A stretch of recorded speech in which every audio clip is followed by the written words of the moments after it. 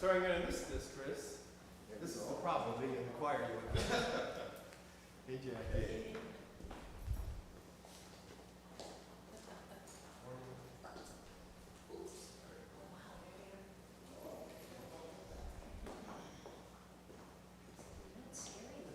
Oh, good, good. We're leaving. Oh, wow. What's the name of the one that's the sort of pale? Wendell is the middle, he's the spokesperson. Yes. You could stay on lunch. Yeah, Oh, you at bet. the end, we've got enough to. I'm afraid. It would be very relaxing.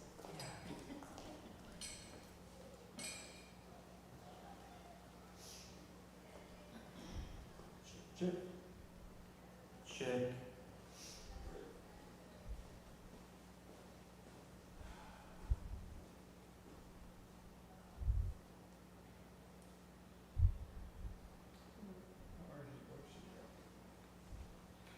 She's traveling like once a month now, a week. It's like the puppets are all holding their breath. Yeah. That, Suspended in time. There you go. type A preparation takes her a week to prepare. Hey, Jane, Myra here. I think it's a pain. No, we're fine. But I have a quick question, just a quick question. So, Kurt brought the W-9 form and the consent for. Can I take a look? Oh, absolutely, that's, Man, I was hoping people would And, if they came in. and I. 2 weeks ago. So I brought that. She traveled I was hoping for samples, so. 30 years and weeks. Everything, or I mean, should I send some of that? She said she would. To run around, she just be there. Very cute. Well, I saw this guy, I didn't say the amount, I should have said the amount. The dog's mouth. Yeah, I can do that. Albert, I didn't put, that's the only thing I didn't put was the amount. Two different But I can do that. organizations. It's a combination of factors and forms. A demo. This on there, we Is got that that. a Lundstrom Center? She's, I missed that. Right, yeah, I don't think ours is on there. Yeah, that's right on the garage. But I'll make sure. Is that a community deal? Yeah, if there is, Yes, if it the was. email isn't, and the phone isn't on there, we'll No, have it. since, Yeah, the yeah. theater on, Alrighty, in there. thank you, yep, thank you, yep, bye-bye. Yeah. That was, you can dance, and Thank you.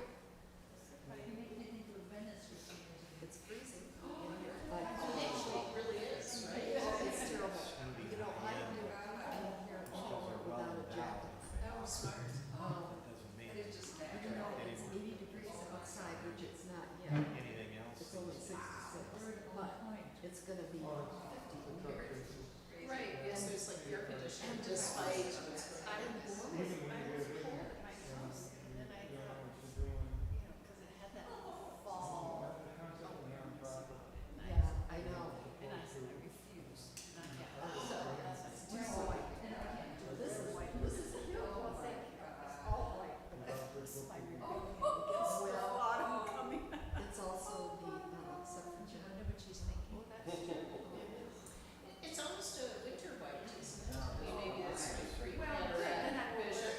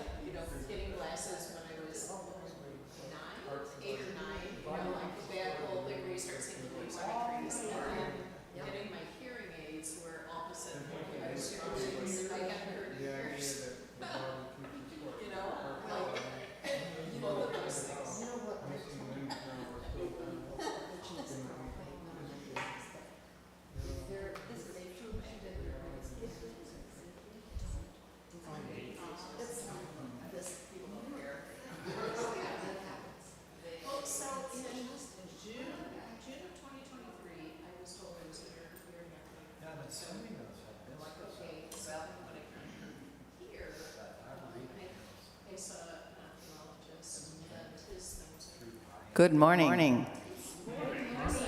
It's 10 o'clock, and I see the early service is still getting out, so people will be streaming in as usual. As you know, today we're having puppets. So exciting. Kurt Hunter and his life in puppetry so far. And he's been doing this since he was a teenager, and he works been directing with the Heart of the Beast Puppet Theater, Puppet and Mask Theater, taught at the Eugene O'Neill Theater Center in Connecticut. And in February, he did a couple weeks tour in India, so he's been around. Anyway, I know more people are coming, but I guess we could just get started. Sure. Okay.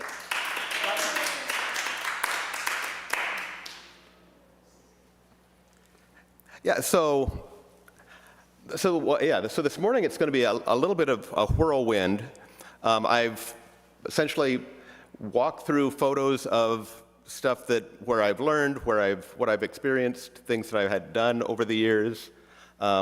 Kathy, if you want to jump in here. Kathy's been a part of this for the last 30 years since we've been married. Yes, I married into puppets, so I haven't done it since my teenage years. But I'm also a fabricaholic, and I don't have a lot of fabrics in my house because it's small, but I love fabric. So, and I do fiber arts with wool felting, and I think you married me because I'm a seamstress. So, but I have been introduced to things I never thought I'd be introduced to before, and I love it. So Kathy will chime in as she needs to in the course of the morning. My introduction to puppetry came very suddenly and starkly. I can name the moment when it all happened. I grew up in Nebraska, but on a family vacation to California in 1975 at the Laguna Beach Festival of the Arts, the family saw the Tony Urbano marionettes perform. Had no idea at the time that this was really the top of anything like it in the country, but it was such an impact on me and actually on all of us in the family that I came home and started trying to make marionettes and got library books, and that was the moment where it all clicked. I wanted to just talk a moment off of this photo about the style of puppetry that I've done the most with through the years. So the show that inspired me by Tony Urbano was what's called a marionette variety show in cabaret style. A marionette variety show meaning it wasn't a story show, it wasn't Romeo and Juliet or the Three Pigs, or it was individual variety numbers, a singer, a dancer, a juggler, a knife-throwing act, something along those lines. There were operatic pieces. There were all kinds of marvelous things. And cabaret style means that the marionettes are operated at the same level as the puppeteer. So the puppeteer can move across the whole stage area. And as you can see in this picture, the sets are to puppet scale. The puppeteer is in black, so the puppeteer, especially with good lighting, blends into the background. So these are a couple of the marionettes that were actually in the show that we saw at the Laguna Beach. A caricature of Bob Hope and of Phyllis Diller. They had actually supplied the dialogue. Bob Hope and Phyllis Diller had recorded the dialogue for this show. That was the level that Tony Urbano was working at in California at that time. So, excited by that, I started doing my own thing. After a few years, I was doing birthday parties and Boy Scout banquets and county fairs and what have you. So that's me somewhere in early high school years. That's a roller skating chicken, Sonia Hen that I performed with for many years. That's an early publicity photo. My chorus line of dancing eggs. There's a penguin on the flying trapeze. One moving mouth puppet, the rock singer, there on the table in the center. Then when I was 17, I Well, I had joined the Puppeteers of America, the national organization of puppeteers, and I found out through that organization that there was going to be an international festival in Washington, D.C. It was the first time that this had ever happened in the United States. Every 4 years, the international organization has a congress that moves throughout the world. It'll be in Korea next spring. And it seemed like I needed to go to this. I was 17 years old. It was after my junior year of high school. I saved up my money for the registration for the festival. My parents paid for the air flight. And for a week, I was engulfed in the best puppetry in the world, from Europe and Asia and all across the world. And to see what's possible with this visual performing art form was just absolutely astounding, and it completely changed the way I looked at puppetry. The opening night performance of this festival was at the Kennedy Center, I think it was the Opera House at the Kennedy Center. Jim Henson and the Muppets performed live. Sherry Lewis performed live. Bill Baird, best known for the Lonely Goatherd scene from The Sound of Music, performed live. It was this cavalcade of American puppetry. Bert Hillstrom, Kukla, Fran, and Ollie performed live. And that was just the tip of the iceberg for the whole week. Went to college. I went to college actually for physics and electrical engineering. I was in a program where I started at Nebraska Wesleyan University, and I spent more time in the theater than a lot of theater majors. But my last year at Nebraska Wesleyan, there was a play that included a dragon. And so I designed and built the dragon for this production. And so there's a backstage view of how that dragon operated. So that was the first really large puppet that I'd made. I'd really been making marionettes and hand puppets up to that point. Then, so the program that I was in college was 3 years at a liberal arts school and 2 years at an engineering school. So after 3 years at Nebraska Wesleyan University, I moved to St. Louis and started working with Bob Kramer's Marionettes, which was a company that performed in St. Louis for years and years. I started out as a volunteer on the weekends when I first got there, and in 2 years I was the third puppeteer after the two partners working in the company. On the far left is Bob Kramer, the middle is Doug Felch, and that's me on the other end there. And they had a studio where they performed in studio all year round.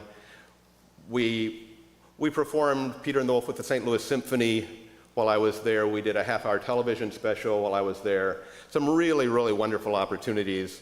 And Bob Kramer was just one of the most brilliant marionette makers that the country has seen. Unfortunately, a year and a half ago, last January, and you may even have heard this because it made the national news, a fire struck their theater, and they lived in the theater. That theater was their warehouse.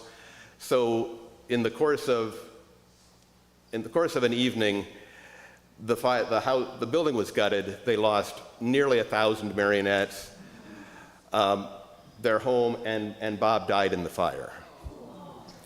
So I've seen Doug several times since then. I actually spoke at Bob's memorial that last summer. So an incredible legacy, but an incredible, incredible loss for St. Louis and the whole national puppetry scene. So when I moved to Minneapolis after graduating from college, the first marionette that I made was a caricature of Bob Kramer. And so this is a picture taken from a puppetry festival where I debuted the puppet and surprised Bob and Doug to see what I had done. So when I moved up to the Twin Cities, one of the first things I did was plug in with Heart of the Beast Puppet and Mask Theater.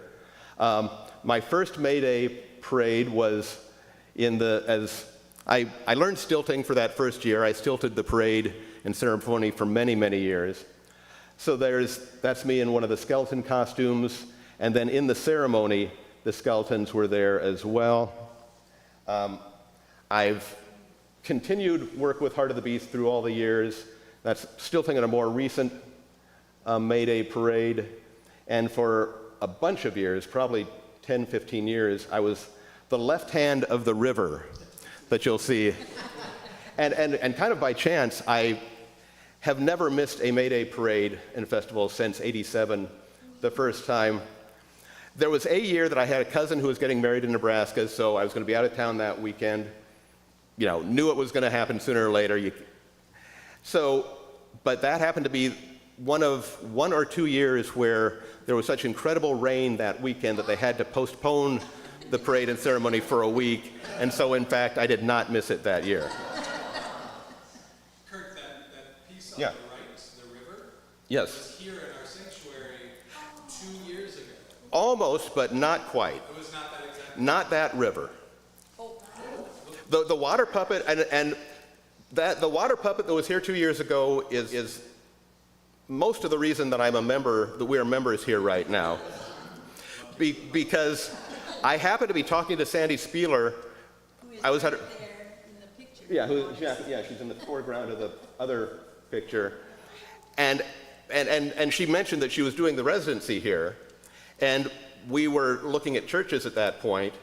And Orb gave us a tour after one service, and we ended up in the education wing where they were working on that, and I ended up getting recruited for that service, so I was the head of that water puppet for that.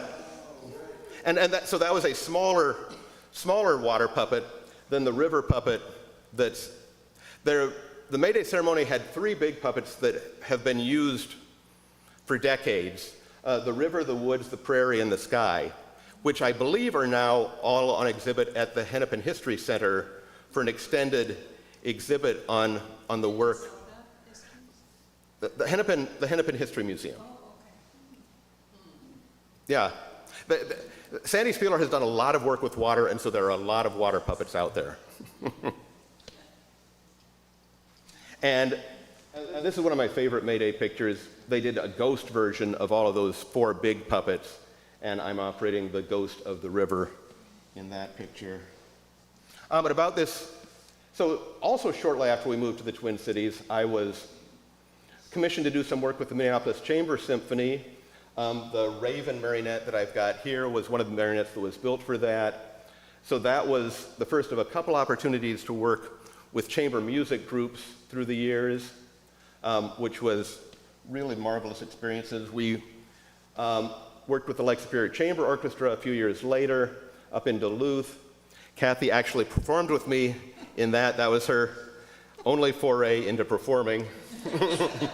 I have to say it was a chase scene that I really had to be involved in, and I could not keep track of how many times we were going around, so I'm like, you have to tell me when this is the last one, because he's used to that. It was a beautifully received performance, and it was marvelous performing with live music like that, with the chamber groups on those occasions.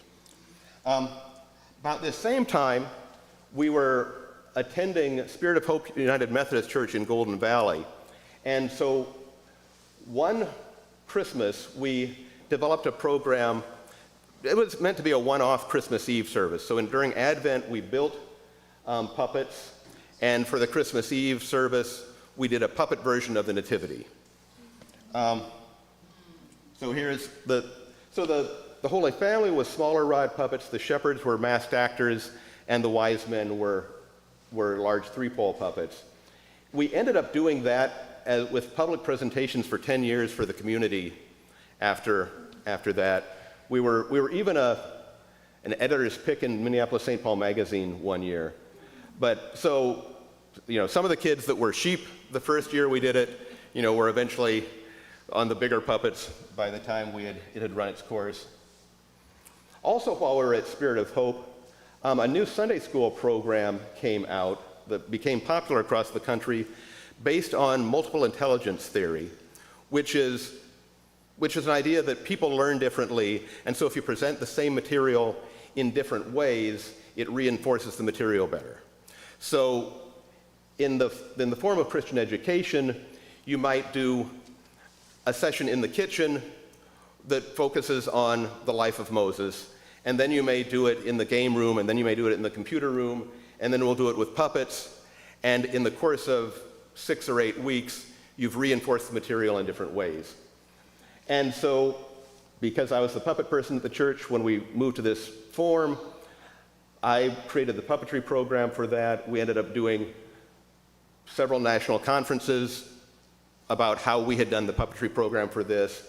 And then when Augsburg Fortress, the local publishing house, the Lutheran publishing house here, put out a series of books about the workshop rotation model, I was asked to write the book on the puppetry piece of that. So it was a very interesting and very, very successful program.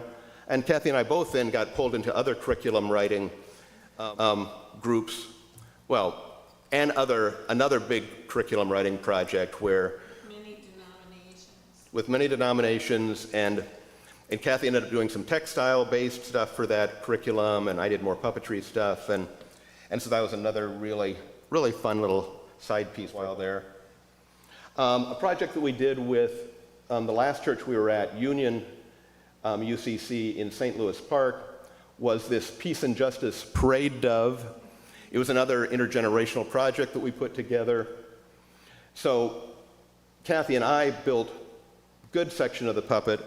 The members of the congregation did the decorating of the rainbow tail for the dove, and then we did that for parades for a few years until, let's see, and honestly, until unfortunately, we didn't have the 8 or 10 people in the congregation that could walk a parade route anymore.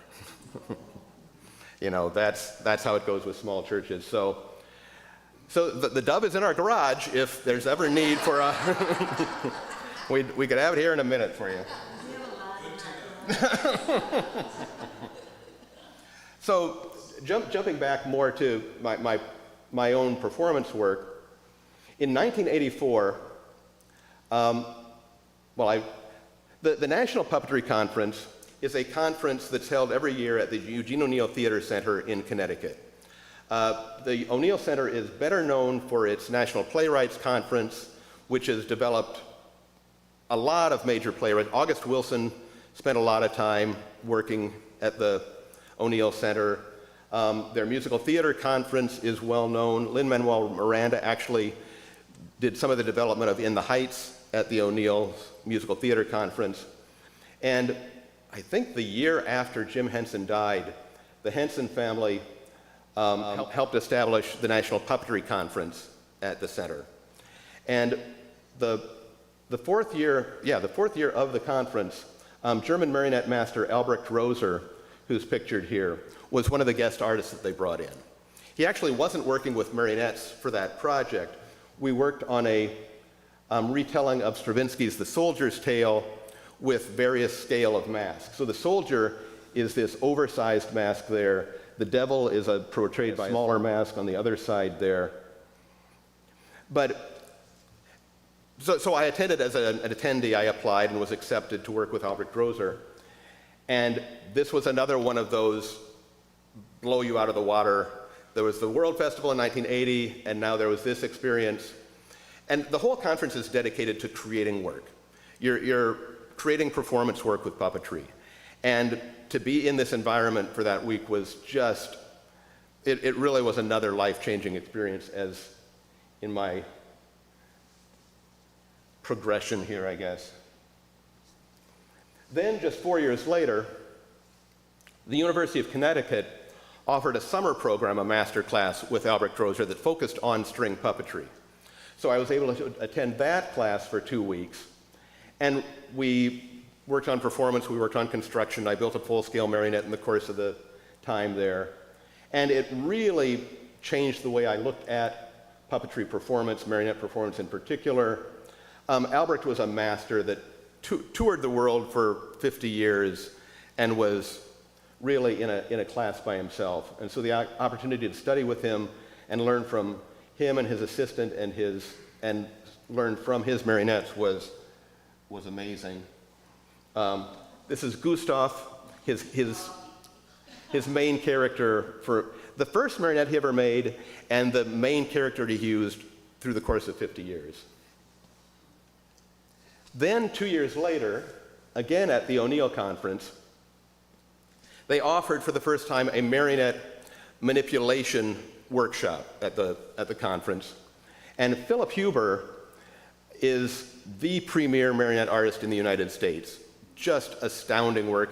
He also has toured the world multiple times over.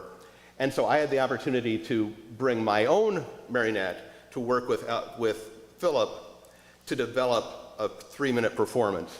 So the marionette that I worked with there, Mr. Sock Puppet Marionette, started just as a crazy idea of, can I rig a sock to move like a sock hand puppet? Can I get the mouth to do that kind of movement? And I could. And so when I had the opportunity to study with Philip, I quickly built a whole body for that head. And this little odd marionette, under Philip's guidance, really became something that got a lot of attention and kind of actually put me on the national puppetry scene in terms of innovative work. And jumping back, I didn't learn until actually some years after working with Philip for the first time that show that I saw in 1975, Philip Huber was almost certainly performing in the show that was the original inspiration way back when I was 12 years old. And so this is Philip Huber on your right-hand side there, and Tony Urbano in the bottom, because out of college, Philip apprenticed with Tony Urbano for 7 or 8 years before he went off and formed his own company. So after developing the sock puppet marionette and a variety of other things that were unique in the marionette world, I did a Fringe Festival show that got a lot of attention locally, and eventually I performed it at some national events and actually received an UNIMA citation, which is the top award that you can receive for an individual puppetry performance in the United States. Locally, among the other things that I've done a fair amount of work with Michael Summers of Open Eye Figure Theater. Really, if you've seen him do marionette work in the last 30 years, there's a very good chance that I did the jointing and the stringing and controls for the puppetry. So Prelude to Faust on the left-hand side there was a production that was commissioned by the Walker Art Center, and I did a half a dozen marionettes for that show. And then, 6 or 8 years ago, they did an incredible production of The Sorcerer's Apprentice, and I did the marionettes for that production as well. Michael sculpted heads and created hands and all the mechanics, then I supplied for those shows. Another fun project we did a few years ago for about 4 or 5 years at the Macy's department store downtown, while there still was the Macy's department store downtown.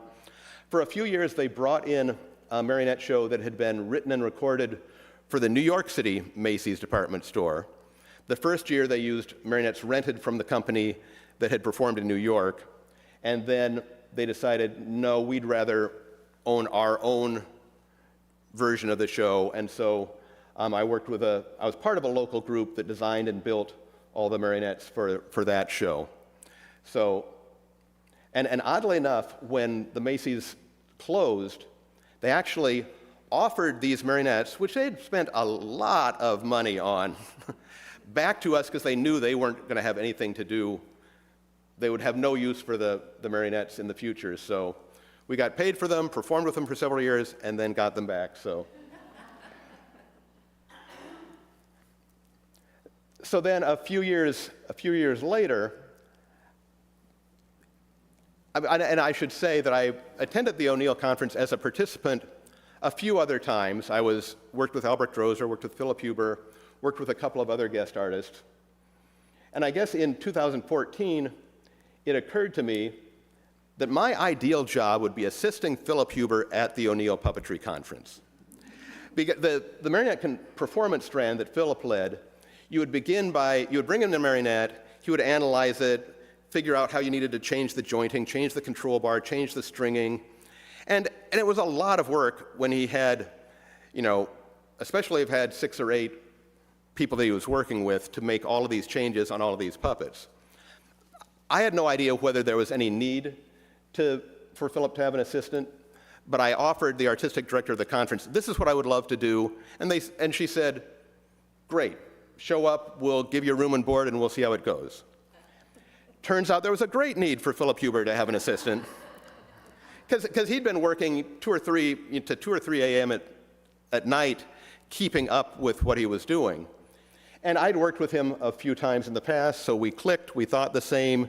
He could explain something to me, and I'd go off with that puppeteer and get them moving in that direction. And as it worked out, with the marionette performance strand, there was all this work at the beginning of the conference to get their marionettes ready. And then as the week went on, they're in rehearsal mode, and they're by themselves in front of the mirrors, working with their marionettes.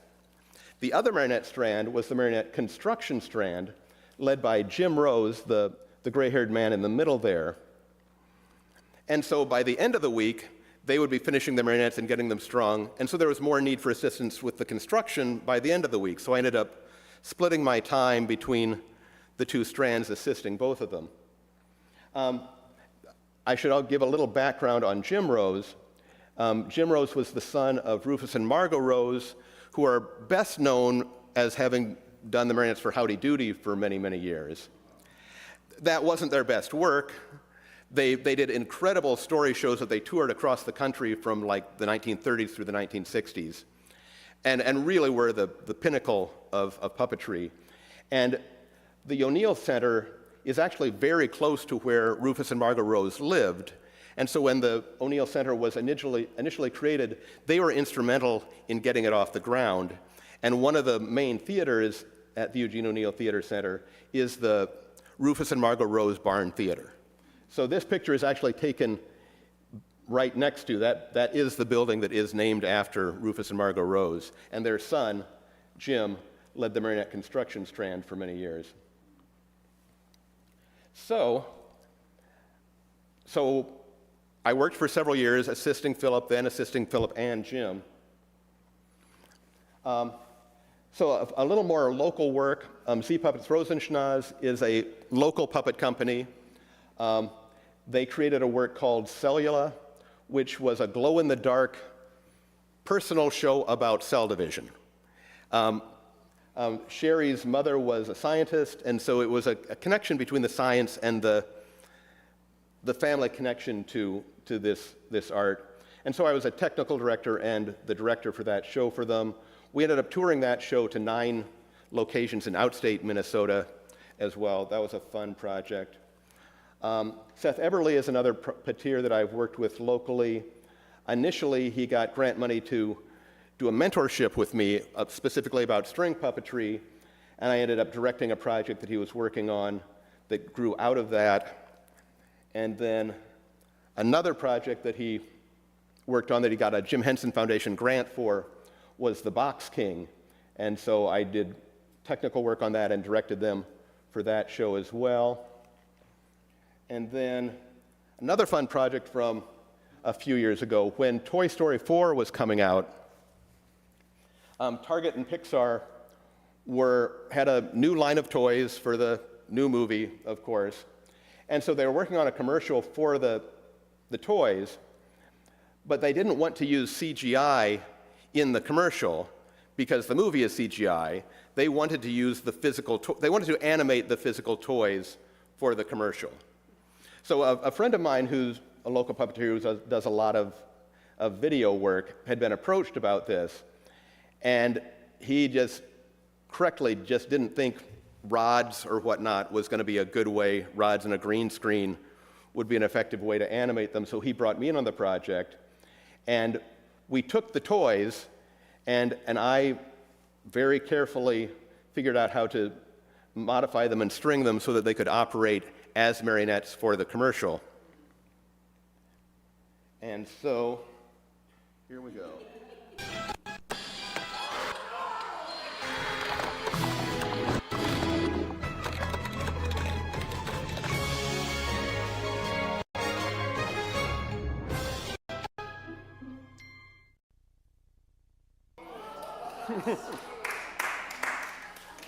So that was, I think commercial, I think television commercials, but this was, you know, an online commercial. So when you have to watch that commercial before you can get to the video you're looking for or the next level of the game, that's what that was used for.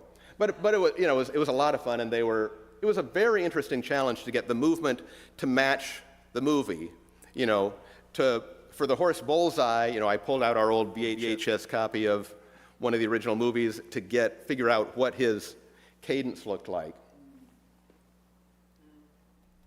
So a more recent project that I created, as I said, I've done marionette variety, little vignettes for many years, and I decided I wanted to create a story show that I could tour with, because marionettes take staging and lighting and lots of equipment.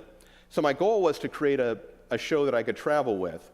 So Penguin in My Pocket, I got a grant from the Jim Henson Foundation to develop the show, and worked with other puppeteers, a consultant, a puppeteer from Kansas City that I knew, brought in a director, a composer, and so this odd little show, the show starts with me in this oversized coat playing the concertina with only an empty trunk on stage, and in the first few minutes of the show, in an exchange with the audience, I can't find the stage, find the pieces. I assemble the whole stage, pulling stuff out of the coat. All the puppets are in the coat. There's a lot of audience interaction in the show. But the show went gangbusters. I performed at a couple of puppetry festivals. I performed at a National Puppetry Festival in 2019. A group in Seattle brought us out there in early 2020. Well, let's see, so in the end, yeah, so there's audience participation in the show. I was getting ahead of myself. But it all breaks down and travels in 2 trunks that can be checked luggage, so it's a show that so at this point I've performed in Seattle and Phoenix and Atlanta and New York City. And Kathy has the very vital job in this crazy show of loading the coat, which takes 10 minutes before the show, getting all of the puppets and all of the stage parts into this thing so that everything comes out smoothly when the show actually runs. So then we get to COVID. So in 2018, actually, Jim Rose had asked me, Jim Rose, who in 2020 was 86. He was 86, he was on oxygen while he was teaching at the O'Neill. So he was looking, and so in 2018 he asked me if I could take over what he does at the conference eventually. And as it turned out, in 2019, his wife Judy had to have gallbladder surgery, and so at the last minute I had to run his workshop at the conference. But in 2020, we were planning, Jim would teach the class, I would assist, I would be directly, watching how he did it. Well, of course, COVID hit early 2020. For some crazy reason, we decided we would go ahead with the marionette construction and do it online. and it worked.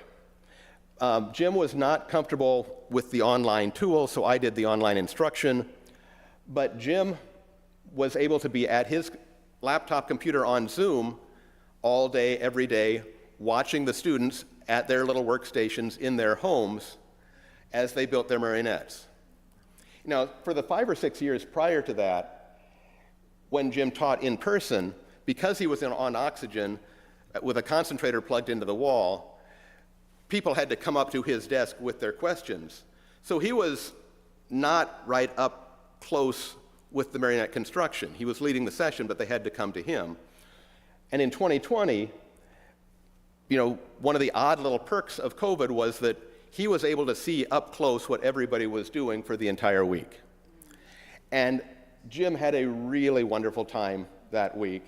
He was very, very complimentary about how I led the instruction and essentially handed the baton to me to say, great, this is yours now. Next year we'll be in person, you'll lead the workshop. Jim and Judy were planning to be there just to be on campus.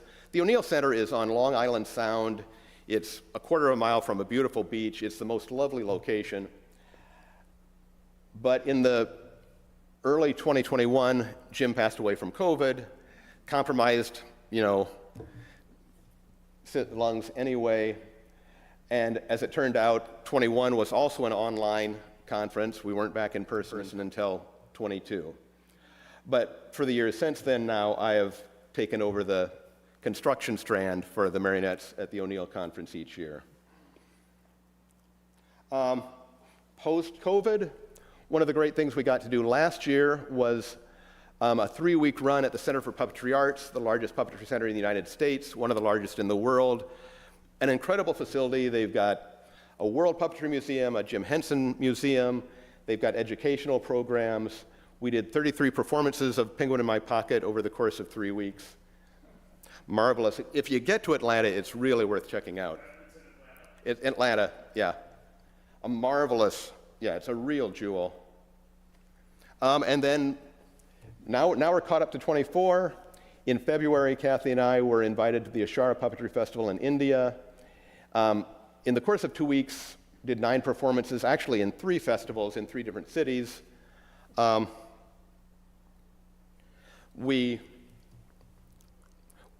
this is a group from Sri Lanka, the only other string puppetry group that performed. There were 9 international groups that performed at the festival. Our final performance of that festival was in Tripura, which is a northeastern province of India, to celebrate the Tripura Puppet Theater's 50th anniversary.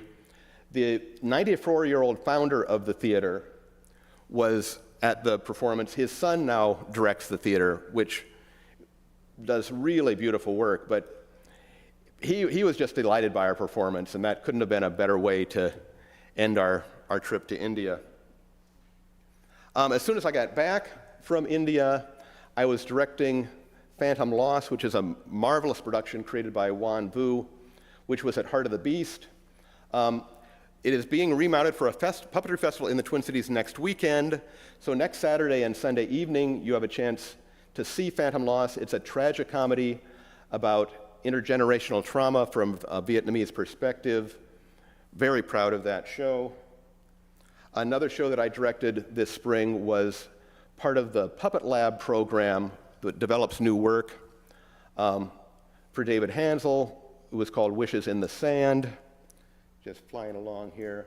And here's the marionette construction group from this past June at the O'Neill. We had a full group. 10 is the maximum number of people we take in that strand, and we had 10 marionettes created that week. Oh, and I forgot that I have a copy of the book that I talked about way back before, that if you care to have a peek at as I wind down here. But also this spring, I just self-published a book about marionettes based on 30 years of helping people try to understand marionettes. So that's been getting some traction as well.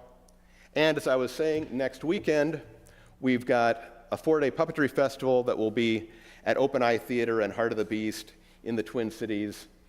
Minneapolis Puppetry Palette, 8 performances, 18 workshops, an exhibit, a flea market. Saturday is targeted for educators and therapists, so and you can get individual tickets to the shows through the Heart of the Beast and Open Eye websites. So that's a very exciting thing coming right up. I'm coordinating the performances for that, and we're very exciting about everything that's coming to the Twin Cities. So that catches us up to today. Literally. Yes. So I have 3 questions. Good. Actually, but my first one is to Kathy. Kathy, did you make all the costumes throughout the So year? pop up to the mic. Yeah, the mic. Oh, yeah, and I see. Pass up to the. I made all the curtains for 30 years. Many, because we've had different stages.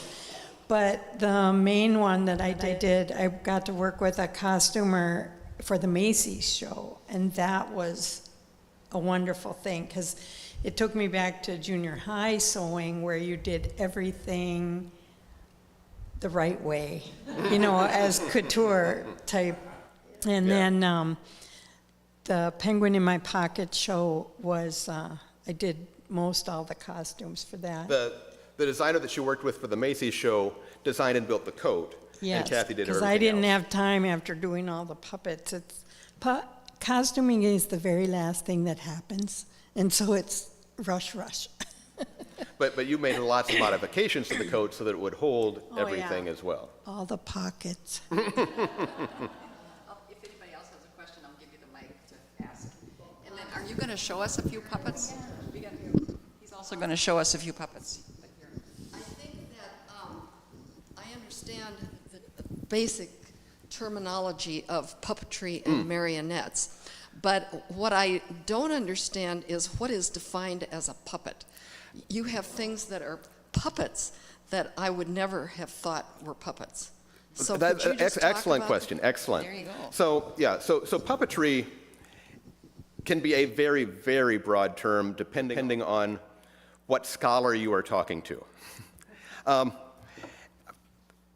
What the marionettes that I work with, marionettes, string puppetry, is a subcategory of puppetry. So shadow puppets, hand puppets, rod puppets, the big three-pole stuff that Heart of the Beast does.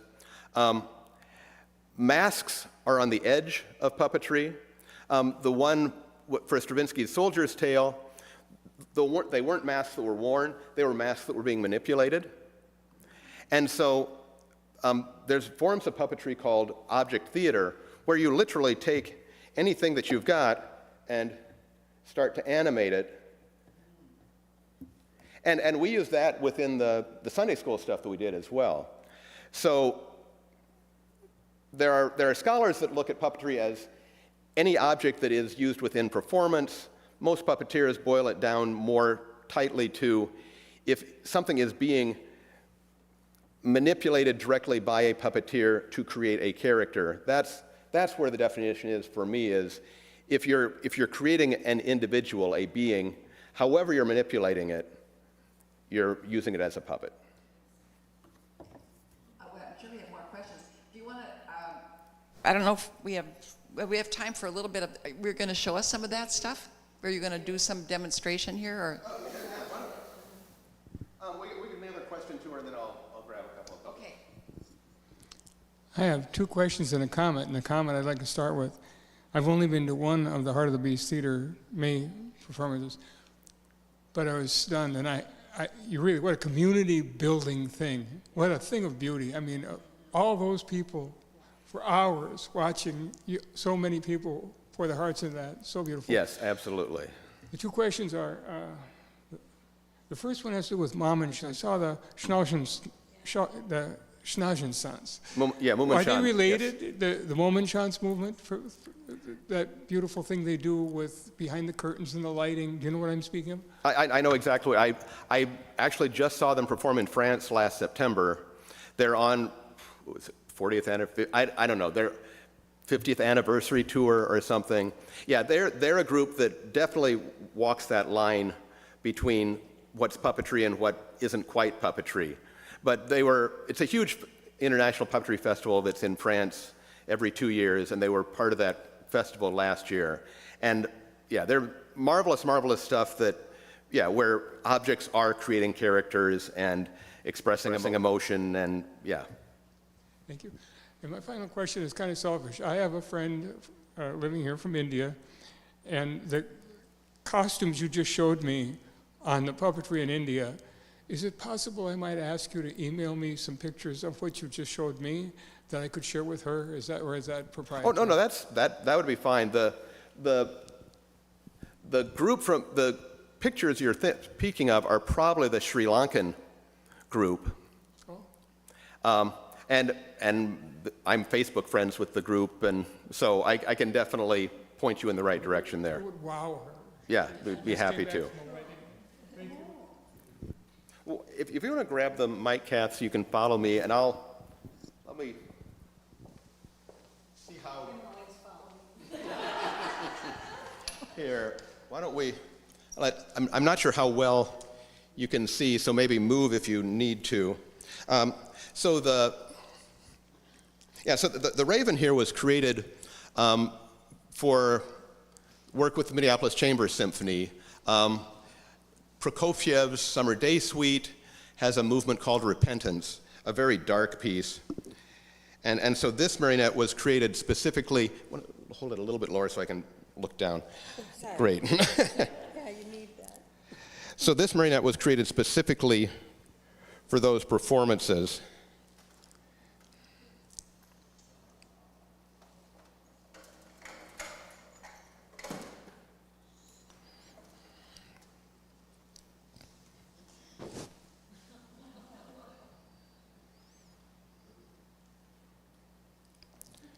It's not a marionette that I work with frequently anymore, so it's a little shaky, but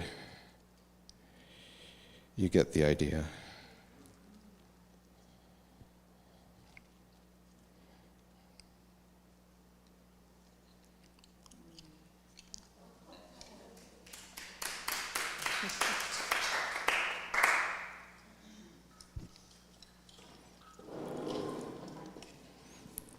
Well, hello everybody. My name is Wendell, and I was created specifically to talk about string puppetry. I was created for the Fringe Festival show that he did back in 2003 or 4 or something like that. So my purpose in life was to be a naked marionette so you could see how everything worked.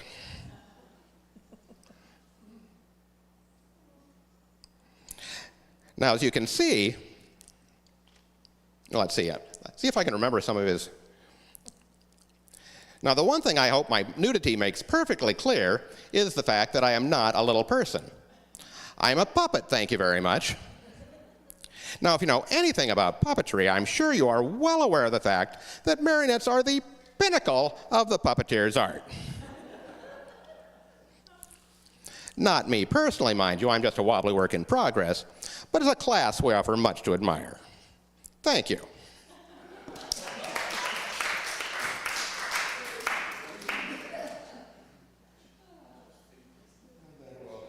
I don't really need to say much. This is my puppy, BJ. So he's been a fixture of our family shows for many, many years.